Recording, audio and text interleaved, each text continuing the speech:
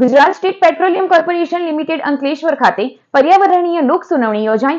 અંકલેશ્વરમાં Gujarat state petroleum corporation limited દ્વારા આગામી સમયમાં અંદાજે 205 કરોડના ખર્ચે કેટલાક ગામોમાં જમીનમાંથી ક્રૂડ ઓઇલ તેમજ કુદરતી ગેસનું ઉત્પાદન કરવાની પરિયોજના માટે શારદા ભવન ટાઉન હોલ ખાતે પ્રાંત અધિકારી અને જીપીસીબીના રિજિયોનલ અધિકારીની ઉપસ્થિતિમાં પર્યાવરણીય લોક સુનાવણી યોજવામાં આવી હતી, જેમાં ગામ પ્રતિનિધિઓની પાંખી હાજરીની સાથે આ લોક સુનાવણીને રદ કરી પુનઃ નવેસરથી યોજનાની માંગ કરી હતી।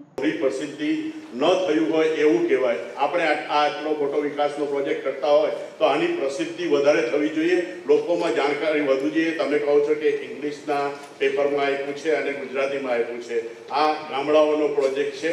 અંગ્રેજી પેપર કદાચ ન વાંચતા હોય, એક સંદેશમાં આપ્યું છે, બીજા અનેક ગુજરાતી પેપરોમાં આપી આની પ્રસિદ્ધિ થવી જોઈતી હતી, જેના પરિણામે આજે આ પાકી હાજરી છે અને આ હાજરીમાં આવી સુનાવણી ચલાવી કે ન ચલાવી એ નિર્ણય આપ ઉપર બેઠેલા મહાનુભાવો લઈ શકો છો।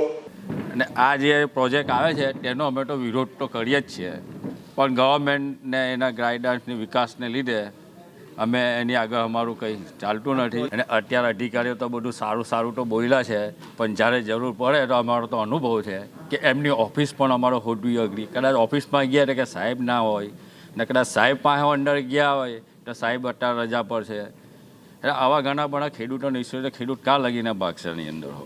અને આ લોક સુનાવણી એમના 12 જે ગેસ અને પાઇપલાઇન અર્થેના જે કંઈ એમની રજૂઆત હતી એ અંતર્ગત રાખવામાં આવેલી હતી। અને જેના જે 70 અસરગ્રસ્ત ગામો છે, 70 અસરગ્રસ્ત ગામોને એની જાણ, એના સારાંશની નકલો મોકલવામાં આવેલી હતી। સાથે સાથે 1 મહિના અગાઉ ઇન્ડિયન એક્સપ્રેસ અને સંદેશમાં પણ એની પ્રસિદ્ધિ કરવામાં આવેલી હતી।